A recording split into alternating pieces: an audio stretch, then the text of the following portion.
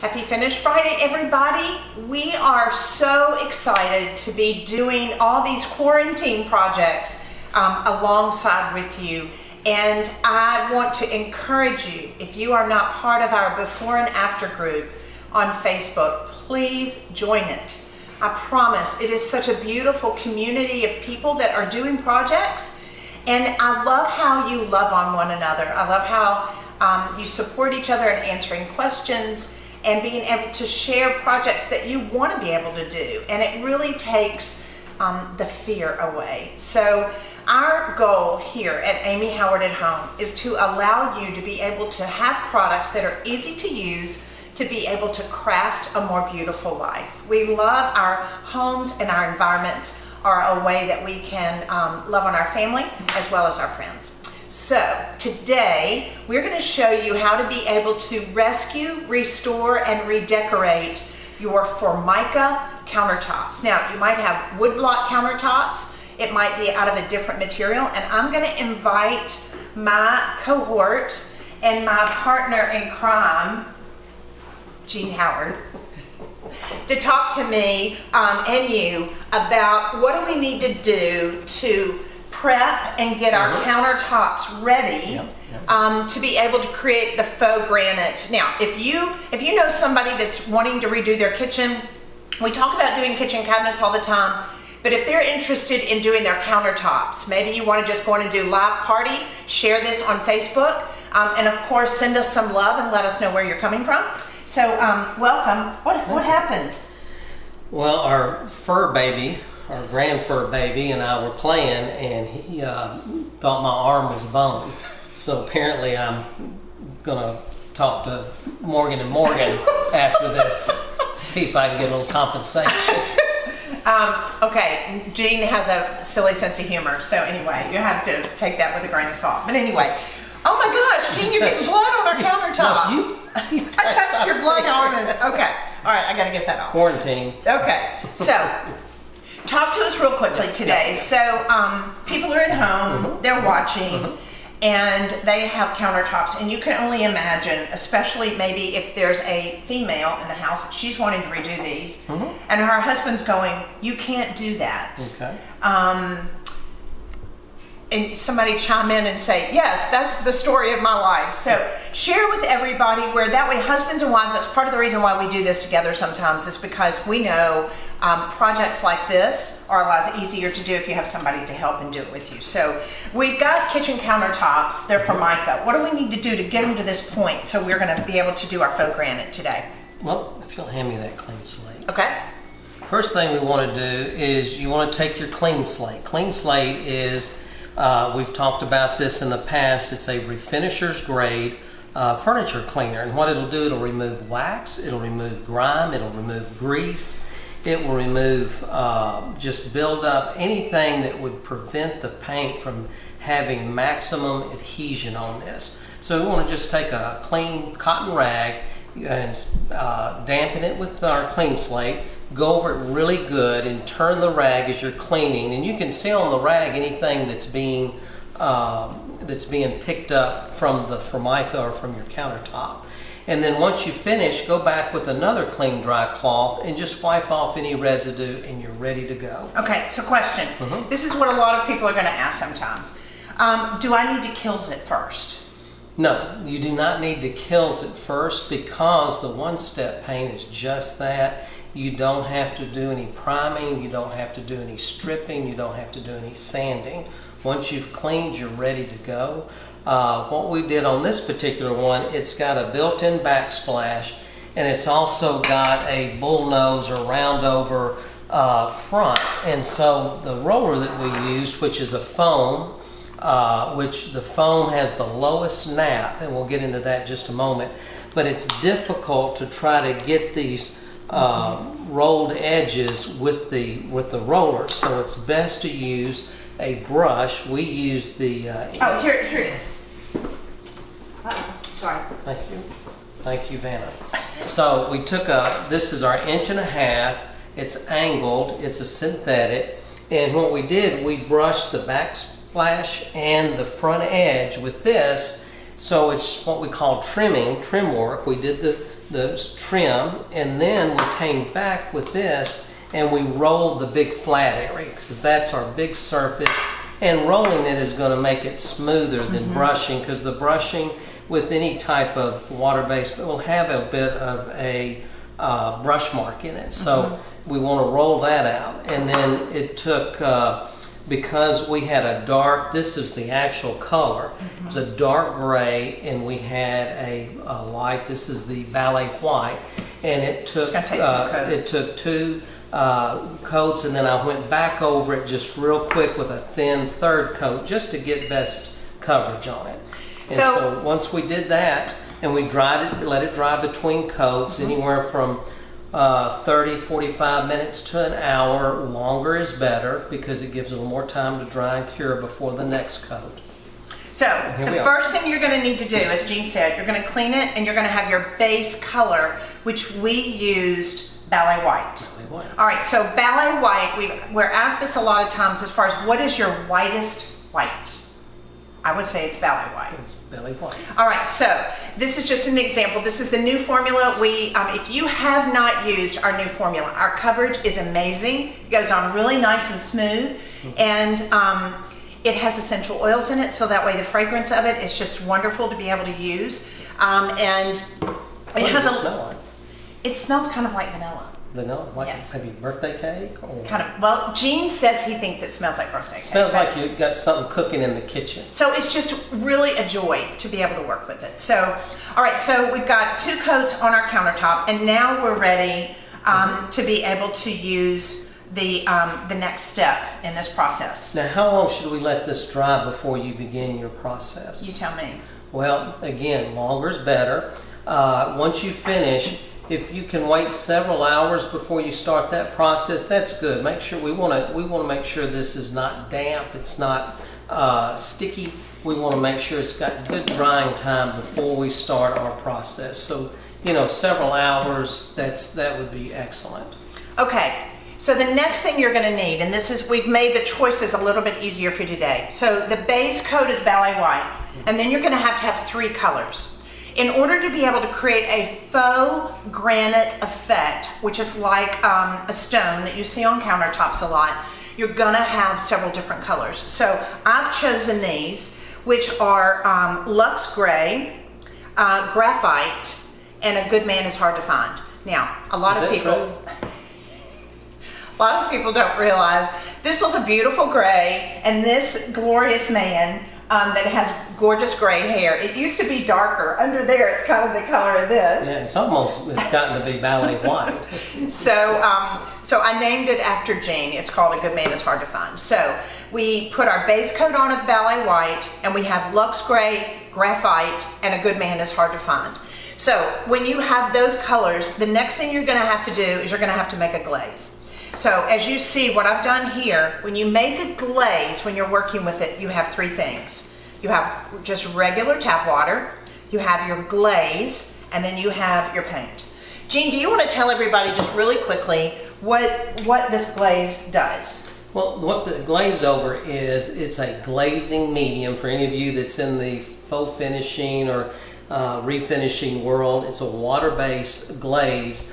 And I call it a carrier, so you can allow, what it does, it allows the paint to have 1, more working time, and 2, it makes it more translucent. So you can, even though it has paint in it, it gives a little see-through, so you can see what the base color is underneath that glaze mixture.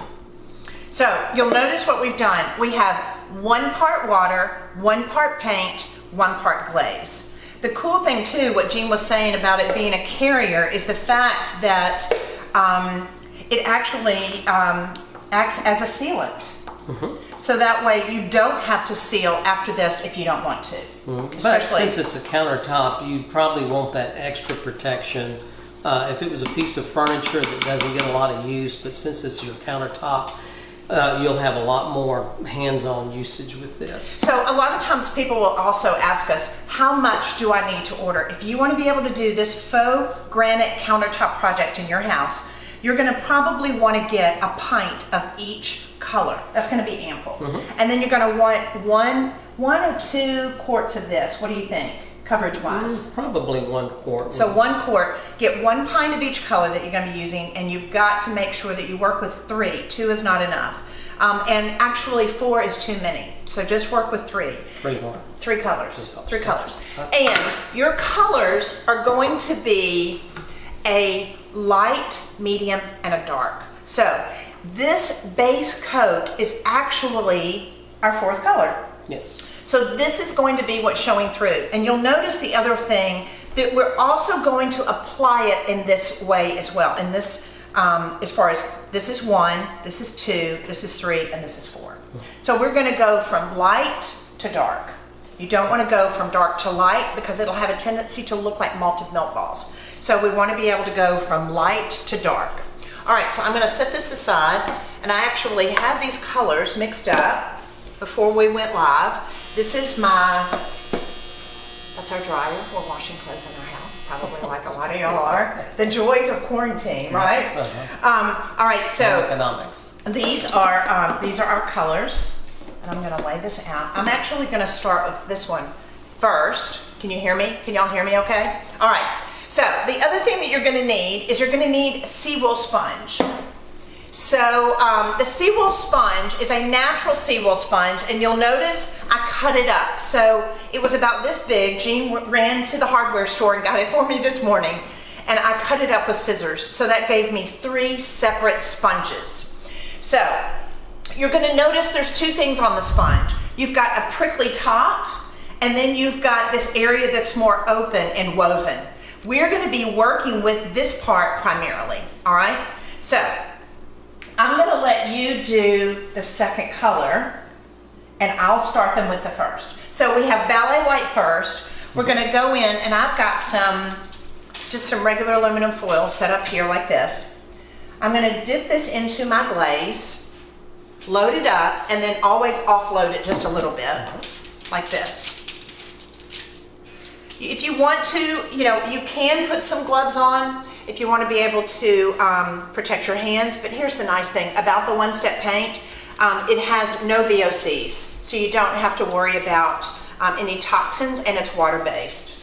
So just as far as getting your hands dirty with the sponge. Now, let me wipe that off just a little bit. All right, so you're going to come with this first color, and you're going to move it around. Now there's some real key elements with this, and that way if y'all can, when I get to a point, and bring the camera just a little bit closer, so that way they can see, and I'm going to put my glasses on to be more successful here. Jean, if I leave something out, make sure to help me remind everybody. You want to make sure not to go too fast when you're doing this, because I don't want you to get too many bubbles. If you do, just kind of come back like this. Now, you'll notice the other thing that I'm doing is look how I'm turning this sponge all the time. Let me load it up just a little bit more. Remember, you're going to start, I've got my lightest color, which was Ballet White. Now I am putting on Luxe Gray. Is there a percentage on this first coat that you're trying to cover? Is it like 50-50? Meaning 50 of the base and 50 of the glaze, or? I'm usually on this doing about 60-40. 60-40. That's a good question. Thank you for helping me on that. Which is which? So my color, the Luxe Gray, is actually going to be 60%. Okay. And you see how the colors are fairly close? Mm-hmm. But constantly turn it and move around. Do not, here's the caveat, do not do it like this in patterns and rows. You need to be very organic. Granite marbles are a very organic finish. So we want to make sure that we're skipping around. All right, so that's my first coat. I'll come back. I'm just going to touch it. This is just getting a little bit of a color on. All right, so then next, I'll do just a little bit, and then I'm going to let you do it. So the next color is going to be graphite. So do we need to let this dry before we do the second No, you Glaze? can't if you want. You can let it dry a little bit if you want to, of course, because this is a Facebook Live and an Instagram Live. We are going to move forward and go into our second color. Okay. You can let it come to tack a little bit, but what I like about this and going into this second color is the fact that they're going to meld just a little bit. We want to make sure that we don't overdo it because we don't want it to get muddy and messy. All right, so dip your natural seaweed sponge down into your paint like this. This is the glaze that I'm working with. This is not straight paint. Do you want to? Do you want to first? Okay. All right. So now, this is going to be 60% what we just applied. We had Ballet White first. We came back. We did our first color with the sponge, and now this is going to be our second color of application. I'm dripping, Jean. Here. Great. I got it over here. Let me grab this. You're going to do less. Yes. All right. So here we go. So watch how I am working this around. Now, you'll notice too, I've got just a little bit too much paint. Talk about pressure. How much pressure are you using? My pressure will change. See right here, I'm not happy with that because my sponge kind of moved. You're setting this down and you're lifting it up like this.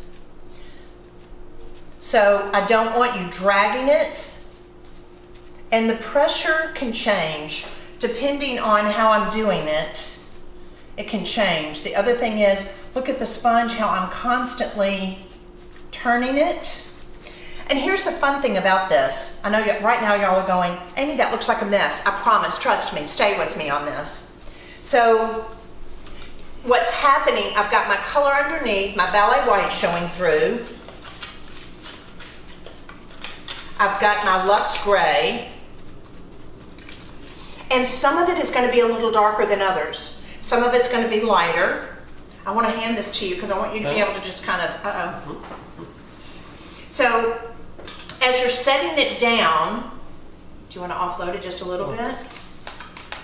As you're setting it down, I want to make sure that you don't have too much paint on it. Yeah, that's a little bit too much. Can I come back a little bit? You can. We can blend that just a little bit later. And so we want to do kind of an irregular pattern? Yes. Do we do it at a diagonal? Is there a secret? Be really careful because as you're doing that, it's dragging it just a little bit. You go press it down and lift it up. There you go. And so part of the reason and the great thing about working with this, while I've got that first coat of the Luxe Gray that's kind of wet, this will blend and it will soften it. Here's the mistake a lot of people make when they try to create a finish like this, is that they work with straight paint. You've got to make a glaze. You need 1 part water, 1 part glaze, 1 part paint. And it allows you to be able to blend this in such a way that it will create second and third colors. Okay, so I'm going to come back. I want to be careful.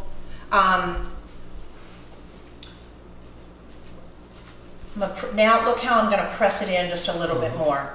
I don't want it to look like you're softening it a little bit. I am. I'm blending it just a little bit more and I'm softening it.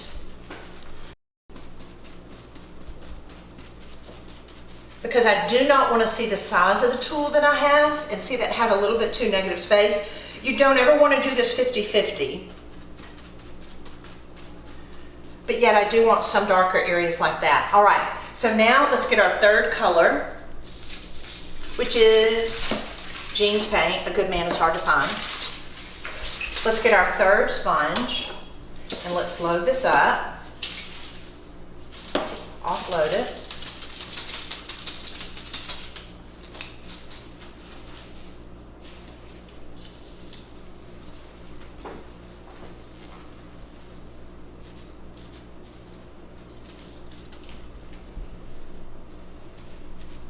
So now, this is going to be the least amount of color. We don't want to do the same because this is just going to be more of an accent. The dark color will kind of get carried away. So now as far as percentage, what would you say, Jean? Probably 25%? Mm-hmm. 20 to 25. 20 to 25.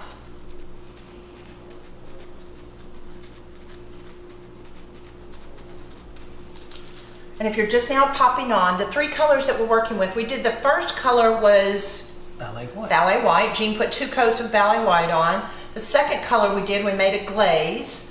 and that was Luxe Gray. The third color was Graphite, which was our brown, because browns and grays and creams go together really nicely.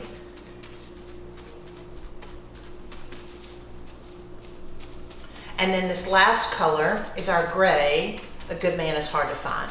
Now, what I don't want to do is I don't want to cover up all the white that Jean first did, because that peeks through. And there's a tip that I'm going to give you. I'm going to have to work on this. I know they're like, what are you going to do on that backsplash? Now, as you've gotten to this point, remember, it doesn't have to all look the same. If I've got some bubbles, look what I'm doing. I'm just going to come back and I'm barely touching that. Some of it can just be a little bit darker. You start to see how it's starting to blend. Now, I'm going to take the paint, and now it's going to be solid. It's not the glaze. I'm just going to take a little bit. I'm going to dip my sponge in here. I don't want to glaze anymore, because now I'm going to come back with maybe 6 or 7%, just as an accent. And as you do this, there again, don't overdo it. This is just going to be kind of here and there as we'll blend it. And because of the sake of time, I'm going to have to speed up just a little bit. And I've got one that I've already finished. And then after this sets just a little bit, I want you to come back with our first color again. Okay. Our first color was this. It was the Luxe Gray, our glaze. Because once this sets, now here's what you're going to have to do. When you get to this point, and let me soften this just a little bit. When you've gotten to this point and you've got your colors, I want you to let it completely dry.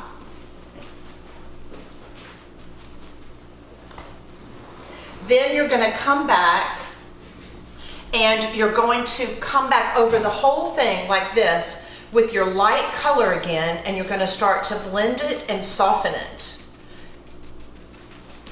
All right, Jean, do you want to pull that off to the side just a little bit? And then I'm going to bring the one up here that we did earlier, because that way everybody can kind of see.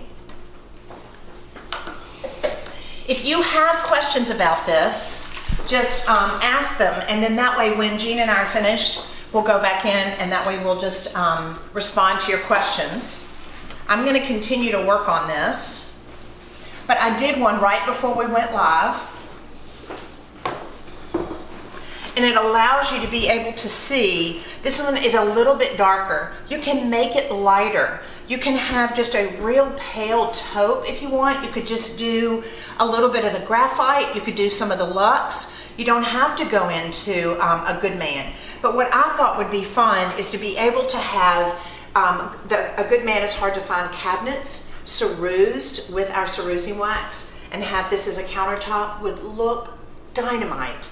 All right, so I came back over this and I softened it and blended it with my first color again. What that does is it sets it back and makes it look even more authentic looking. You can glaze it if you want it too solid.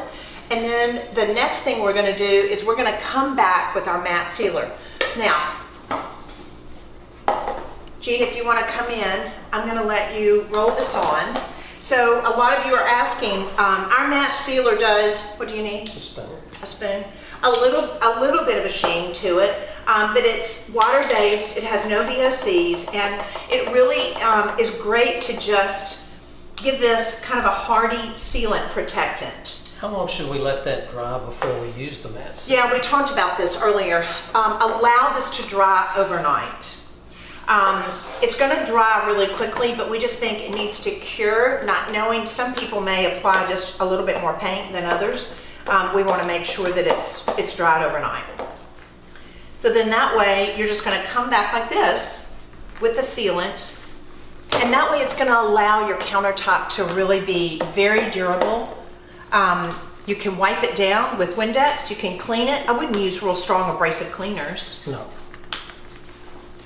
Because remember, we're using water-based, and water-based is eco-friendly, but water-based is also not as durable as an oil-based would be.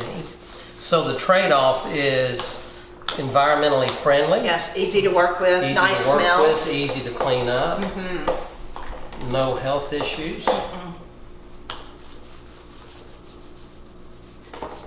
So literally, to be able to do the majority of countertops in an average kitchen, you're only talking about needing a quart of the one-step paint in Ballet White. You'll need 3 pints of your colors. Today we worked with Luxe Gray, Graphite, and A Good Man Is Hard to Find. And then 1 quart of your glazing liquid to mix up your glaze. And then probably 2 containers of our matte sealer and a roller, and you've got brand new countertops. And this will dry clear. It's going to look hazy from the beginning. This allows you to see any areas that you missed, and then when this dries, it dries clear. So think about the kitchen cabinets that you want to paint. We love seeing everybody's cabinets. Before and afters. Before and afters are the best. And now you can go back over your counters. You can make them solid, or you can make them granite like this. Now, the exciting thing is next week we're going to be showing you how to create soapstone countertops or Carrara countertops. Wow, that's going to be fun. Have a great weekend, everybody. Enjoy. We've got beautiful spring weather here in Memphis. Enjoy it. Enjoy this time that we're able to just kind of prune our lives a little bit and enjoy our families and our home. Stay healthy. Stay healthy, guys. Bye.